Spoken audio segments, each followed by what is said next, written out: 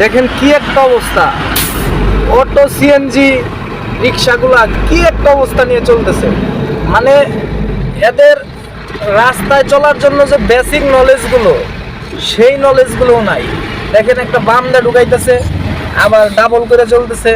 ডান সাইডে যত গাড়িগুলো আসতেছে মোটামুটি অনেক ড্রাইভার ওদের গালিগালাজ করে যাইতেছে। অনেক সময় এইসব অটো সিএনজি এবং রিক্সাগুলো আমাদের বড় গাড়ির ডান পাশ অথবা বাম পাশ দিয়ে একদম ঘেঁষে চলে যায়, যার ফলে আমাদের গাড়ির লুকিং গ্লাস এবং ইন্ডিকেটরগুলো ভেঙে যায়।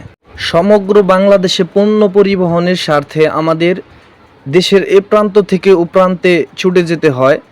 রুটে চলাফেরা করার সময় আমরা অনেক ধরনের সমস্যার সম্মুখীন হয়ে থাকি। এর মধ্যে বড় একটি সমস্যা হচ্ছে এইসব অটো সিএনজি এবং রিক্সাগুলা। আপনি যদি কোনো বড় গাড়ির চালক হয়ে থাকেন অথবা রাস্তায় নিয়মিত চলাচল করে থাকেন, তাহলে দেখতে পাবেন এইসব অটো সিএনজিগুলা, রিক্সাগুলা রাস্তায় কত এলোমেলোভাবে বিক্ষিপ্তভাবে চলাফেরা করতেছে। এরা রাস্তাঘাটে বড় গাড়ির সাথে সংঘর্ষ ঘটিয়ে আমাদের ক্ষতি করে ভুল তো স্বীকার করবেই না, উল্টো আরও আমাদের কাছ থেকে জরিমানা চাইবে। আবার কখনো আল্লাহ না করুক আমরা যদি অথবা বড় গাড়ির কোনো চালক যদি তাদের সাথে আমাদের দোষে যদি তাদের সাথে কোনো অ্যাক্সিডেন্ট হয়, তাহলে তো ক্ষতিপূরণ নেবেই, তার সাথে মারতে আসবে। আবার আমি সবার কথাই বলছি না, হাতের 5 আঙ্গুল যেমন সমান না, তেমন অটো সিএনজি রিক্সা চালক সবাইও সমান না। অনেকের মধ্যেই মেধা আছে যারা রাস্তার নিয়মকানুন বোঝে।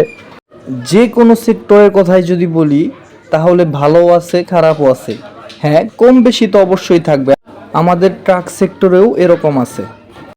আবার অটো সিএনজি রিক্সার কথা যদি আমরা চিন্তা করি, যে হারে এদের সংখ্যা বাড়তেছে দিন দিন, আমি মনে করি সামনের যে দিনগুলো আসতেছে এইসব দিনগুলোতে অটো সিএনজি ভ্যান চালক, অটো চালক ব্যতীত তারা কখনো যাত্রী পাবে না, শুধু তারাই রোডে থাকবে। এরকম দিন আসবে হয়তো কোনো একদিন। আমি শুধু নিজেদের হয়ে সাফাই গাইব না, আমাদের মধ্যে অনেক সমস্যা আছে। আমাদের ট্রাক সেক্টরের যত সমস্যাগুলো আমি প্রশাসনের দৃষ্টি আকর্ষণ করে বলবো, আমাদের সমস্যাগুলো একটু গুরুত্ব সহকারে সমাধান করা হোক।